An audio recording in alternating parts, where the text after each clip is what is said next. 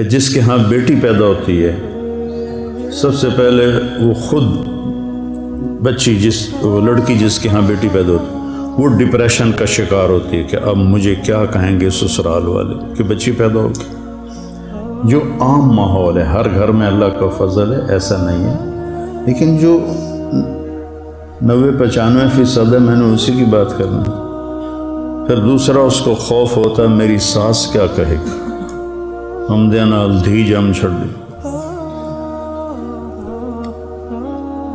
ایک بچی میرے پاس آئی اپنی بیٹی کو لے کر کے، جی میرے خاوند نے مجھے طلاق دے دی ہے کہ میری بیٹی پیدا ہو۔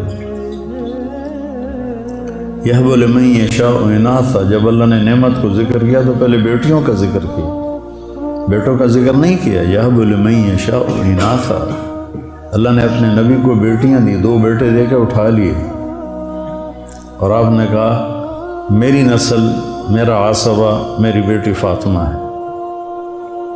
کتنے بڑے فخر کی بات۔ دیکھو میں تمہیں زندگی کا وہ سبق سنا رہا ہوں جو انتہائی اہم ہے اور بہت مشکل ہے، چونکہ ماحول میں نہیں ہے۔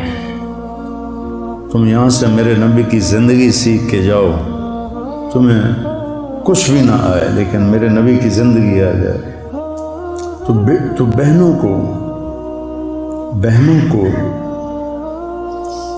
والدین، اللہ سب کی عمر لمبی کرے، ہمارے چلے گئے، ہر ایک کے چلے جاتے ہیں، وہ چلے جائیں تو ان کو ناپ تول کے والد اور والدہ کی وراثت میں سے حصہ دینا، نہیں تو چوری بن جاتی ہے۔